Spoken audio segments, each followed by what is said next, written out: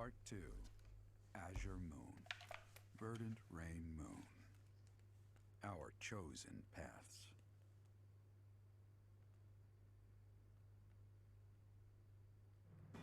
The Kingdom Army has captured Fort Mercius.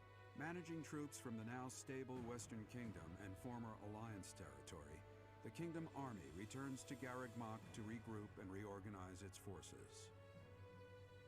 With sufficient might to challenge the Empire, the Kingdom Army finalizes their plans to march on Enbar, the Imperial capital.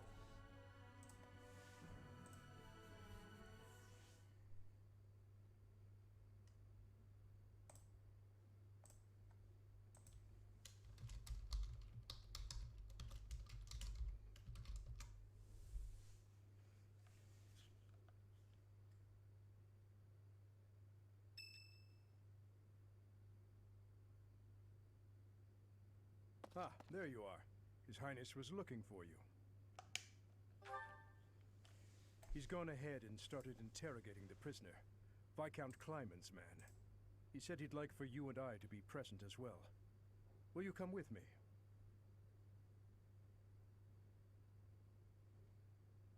I cannot overlook your reckless remarks.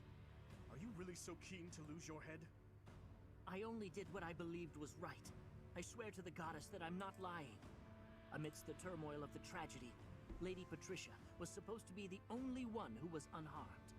We had been given orders ahead of time to not approach her carriage. Of course not. What would my stepmother have had to gain from such a... Perhaps Lady Patricia would have done anything to return to the Empire, to her husband and daughter. What exactly are you implying? For the past few months, I've been spying on lords who defected to the Empire in order to investigate rumors about Lady Patricia. Cornelia's words were true. The two of them, I am afraid they conspired together after all. Enough of this nonsense. You say she wished to return home? That isn't nearly enough reason to cause such a tragedy. I do not intend to imply that the two of them were solely responsible for the whole affair. They were likely nobles who opposed the king, or potentially someone who wanted to throw the kingdom into chaos. The Empire and people like Solon and Kranya had their motives too. So my stepmother joined with them to cause the tragedy. Is that what you believe? Ultimately, this is just conjecture based on the evidence at hand. I have no idea what their true intentions were. I see. We will hear what this man has to say. For now. My lord had long felt that King Lambert's radical ways were dangerous. These radical ways, by the way, considering that Dimitri looks up to Lambert and basically aspires to be like Lambert, and considering that Dimitri basically institutes a proto-democracy in his ending, those ways were not exactly... Those ways were basically pro-democracy, most likely. And yeah, the nobles did not like it. At the time, he was approached with an offer to take part in the incident. Also, Lambert was trying to make to form diplomatic relationships with Dusker, so that probably did not help. My lord loves his homeland. To me, he embodied justice. We were only doing what we thought was right. And so, in the name of justice, he caused massacre upon massacre out of love for his homeland. You murdered your own king, killed our soldiers, and involved innocent citizens. And yet you have the gall to speak of justice! I am only standing before you now, because I could no longer bear the weight of my sins.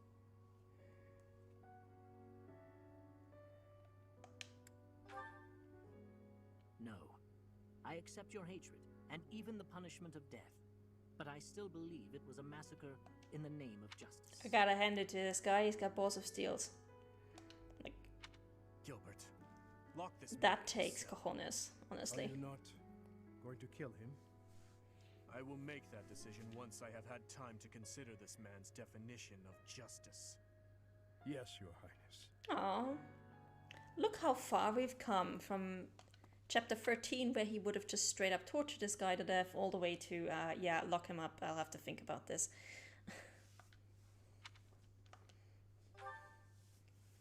No, I cannot say that I am. Tell me, Professor, how well do you remember your father, Gerald? Soon enough, you will come to understand how painful it is to forget the faces of those who have passed on. To be honest, I cannot really remember my stepmother's... that woman's smile, nor the sound of her voice. I always told myself that I would not allow my mind to forget, and yet, all I can recall with clarity is her gazing away, so forlorn. Did my stepmother wish to go home so badly that she would kill Father and me? Kill her false family? Home, to her own blood. Her true family.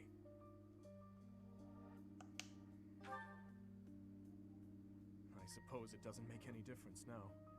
I am asking you questions you could not possibly know the answer to. I am finished with thoughts like that. I am finally able to go on living without clinging to hate. If I truly treasure those who have died, then I must earnestly atone for my sins. Father, Glenn, all of the soldiers who have fallen, the people of Dusker who still suffer persecution. The only atonement I can offer them now is to take responsibility for this broken kingdom that has been entrusted to me.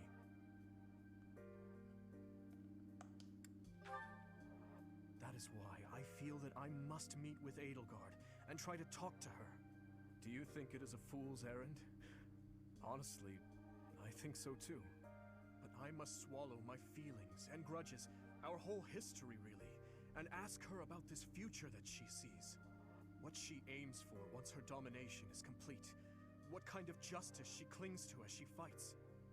And why she felt it necessary to start this war. I believe that asking her these things is the true responsibility I have been tasked with as king.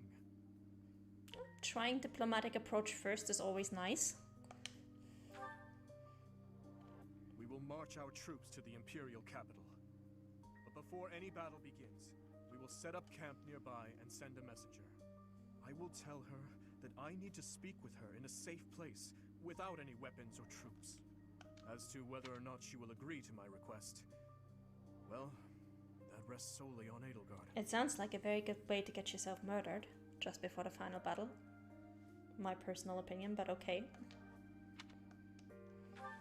Byleth. I would like to believe that Byleth as well. is like, she'll agree, sure. You know, Professor, when we fought in Ferdiad, Cornelia mocked me and called me pitiful. But even if it is true that my stepmother never loved me, I am not to be pitied. After all, I have allies and dear friends who care for me. And now, I also have you by my side.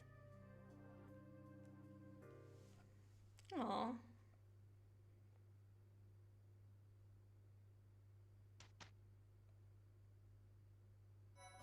So one thing I noticed when I was going through previous footage was that I deliberately put Byleth's birthday at a time when we would get 2 letters from Dimitri, and then I completely forgot to show you guys the second letter from Dimitri. So yeah, this is the second one. As tried as it sounds, I wish to thank you for everything. I hope you have a lovely birthday, Professor. So this is the one we got before the time skip, and this is the one we got after the time skip. So yeah, our students still think of us as Professor, even though it's been so very long. Now, let's see. Everybody should be mostly good with their goals, honestly. Except for Catherine, she still needs to learn a bit. For honestly, if we put her as an adjutant to Byleth, then she will probably get that in no time. And everybody else is in their final class, I think. Let me just double check.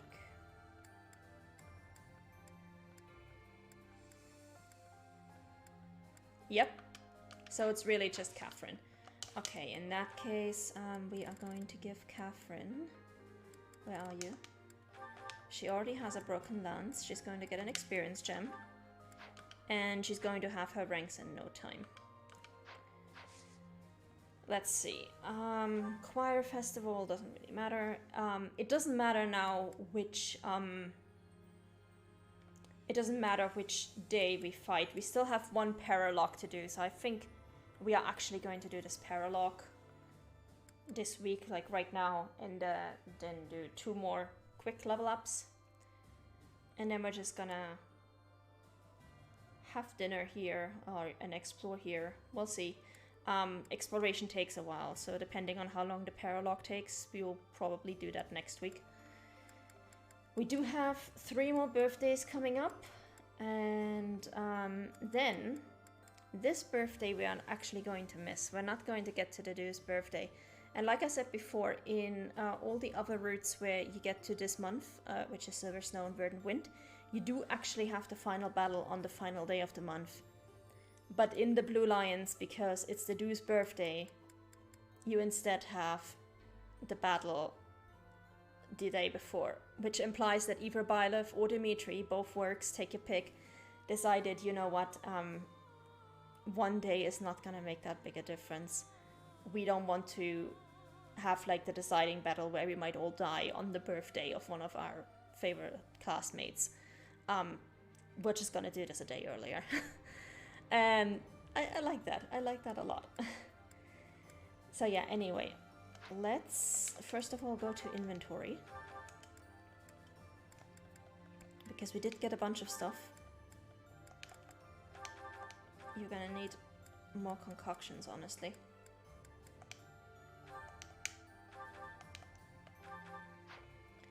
I think we've now reached a point where we might actually just give everybody elixirs, if we have enough of them. We do actually have enough of them. Yeah. Let's instead start handing out elixirs, because we can also buy them from Anna's shop, and we do have more than enough money. Okay, please just grab them. Thank you.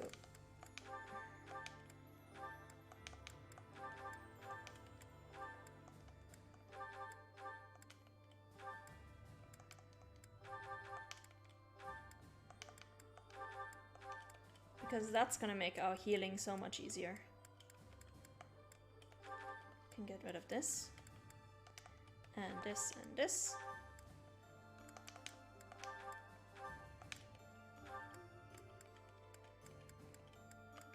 Alright, perfect.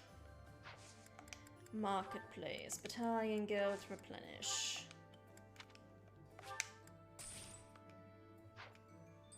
Let's go. Blacksmith, repair.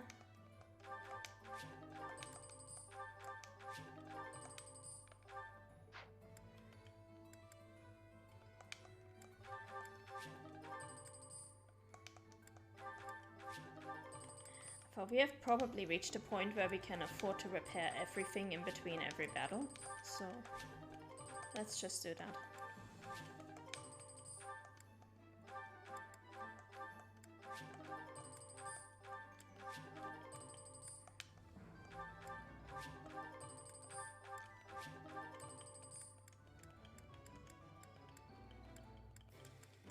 Where's Gilbert? There he is. Okay. Alright.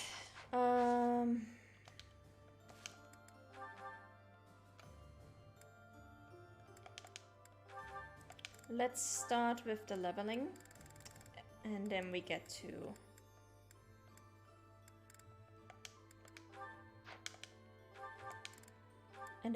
the paralogue for Lysithia and Ferdinand, which is going to be our last paralogue for the entire game. I wanted to give her the Chalice of Beginnings.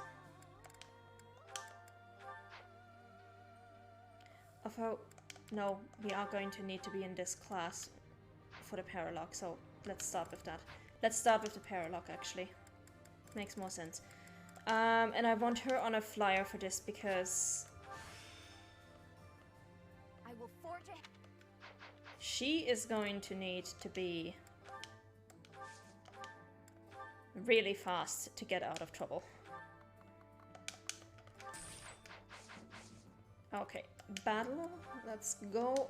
Retribution. So this paralogue is also not available on Crimson Flower, even if you recruit Lysithea, and obviously if you're playing Crimson Flower you have Ferdinand automatically because he is a Black Eagle. Still, you cannot get this paralogue because, and I can only imagine this is the difference, because in both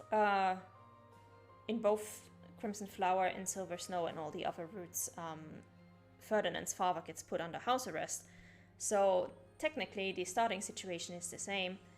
Hi City, how's it going?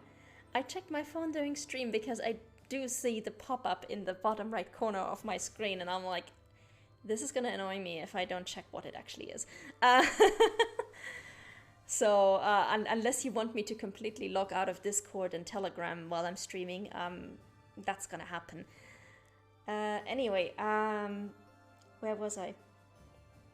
Oh yes, so the starting situation is the same, but I think the reason why you can't get this paralogue in Crimson Flower is because it does explain some of the reasonings behind the revolutions and the revolts in the Empire, and it does kind of put into question Edelgard's version of history. So let's go for it, let's do it, shed some light on a few things, and then we are done with all of our paralogues.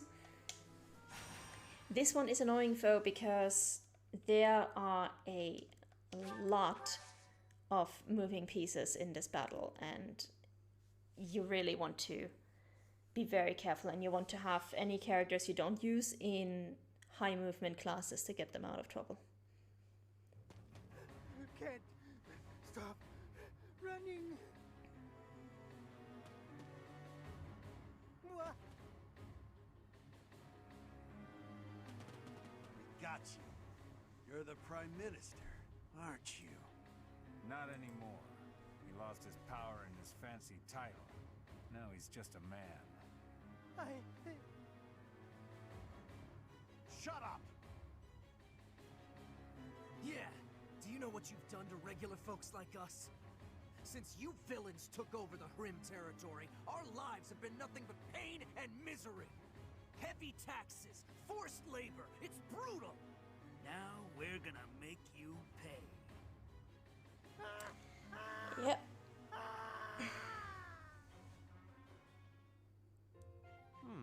Such a nice selection of tea leaves in the pantry here. I love this mood whiplash from this scene. We're going straight from the noble is getting torn apart and murdered by his subjects to the noble's son is having tea. Everything is peachy. Tea is nice and all, but it's not much good when you don't have sweets to go with it. Sweet treats are less common, yes, but perhaps that makes sense. War is not sugar-coated. If you've got time to be cheeky, you've got time to find me some sweets. But Lysithea, your smile is so sweet. Ferdinand with the Lord puns. Ferdinand, excuse the interruption. Our scouts happened upon the information you were looking for. I thought it would be best to let you know as soon as possible. They know where my father is? Yes, sir. Tell me, now. After losing his position as Prime Minister, your father was held in Enbar for a very long time. He escaped. For a while, no one knew where he was. The other day, however, he was sighted alone in the Hrim territory. Seemed he was heading for an allied region. Hrim. Alone, you say? Was he safe? I'm afraid not. There is a major insurrection happening in the Hrim territory. It's been 5 years since Duke Ire lost his control of the area. The military seems to have finally lost control, and the people's violence is unleashed. I do not understand. Why are they rioting? It's obvious, isn't it? Ferdinand, do you really know nothing about Hrim? Your own father was ruling it. You don't know what became of the area once he fell from power? If it was truly a House Ire territory, I would have been trained in governing the area. But my father insisted that I have nothing to do with Hrim. But now is not the time to talk about this. We have to help him before he gets caught up in the violence. You're right. Now isn't the time for chit-chat. Let's get over there quickly. Professor, would you be coming? Of course I will, otherwise we can't start this battle. Let's go. We'd better depart as soon as possible. I know a bit about the situation. I'll fill you in later.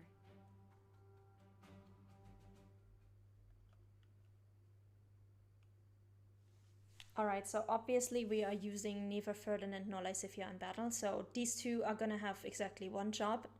They are going to be, well, two jobs. They're going to be flying around the battlefield, picking up items, and they're gonna try to keep themselves out of trouble. That is all the two of them will get to do. They are going to be glorified chest collectors. We can only bring 11 people though, so that sucks. That means somebody is going to have to be off the battlefield, and it's probably going to be Gilbert, because let's face it, Gilbert is our weakest link. Other than that, we've got our entire crew. We're going to give some keys to these two so they can actually make themselves useful.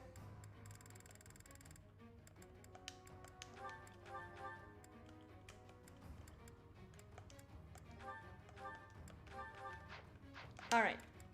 So here's the problem with this map. You have chest over here. Then we have one more. Where is it? Yeah. One more over here and over here. And another one down here. Now, these guys who are commanders, if you kill them, you can clear out basically the entire field here. So if you kill one of these guys, all the enemies that are near them are going to disappear. The problem is, some of these enemies are going to try, like this guy is going to try to get over here, are going to try to get to specific areas on the map and take over the areas there. And if that happens, a bunch of civilians are going to die. If you want all the good equipment in this map, if you want all the good things, you need to get these, you need to save all of these civilians, and there are 4 of them. So this is one of the most solo unfriendly maps. I'm pretty sure it's not possible to 100% complete it in solo, and it's barely possible to do it in a duo run. I've done a duo run of this twice before, and both times it was incredibly difficult. It's easier if you're on a flyer, but even then it's still kind of difficult. These are also some pretty high level enemies, like we have some wyvern riders, we have snipers, so this is not exactly fun. We are doing this paralogue pretty late, so we are over leveled at this point in time, but yeah, also these assassins are going to be pain in the ass. So we're gonna have to be very careful about who we send where and how we get rid of all of these guys. I think rout the enemy is our objective. There is also going to be a whole bunch of reinforcements, which you can only stop if you kill both of these commanders. So that's going to be another issue. And as you can see, we have a bunch of thicket over here, so our horses are not going to get through there. So what we're going to do for now is we're going to have to be very careful about who we send to which area. These guys are all super fast, so we're going to need people who are actually capable of warding off quite a lot of damage. I think we are going to start by putting Dimitri over here.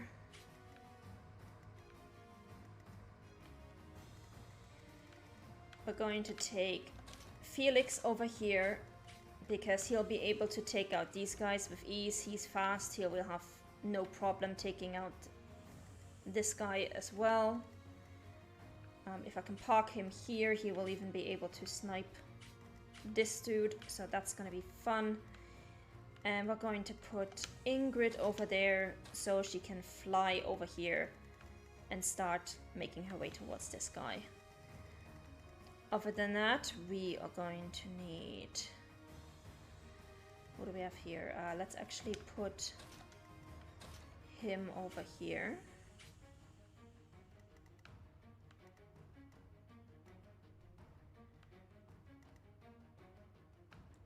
He can start luring these guys. Okay, I think that should actually work pretty decently. She can make her way over here, and that should be fine. Alright. Let's save and let's give it a try. And we'll see how quickly we can get through this.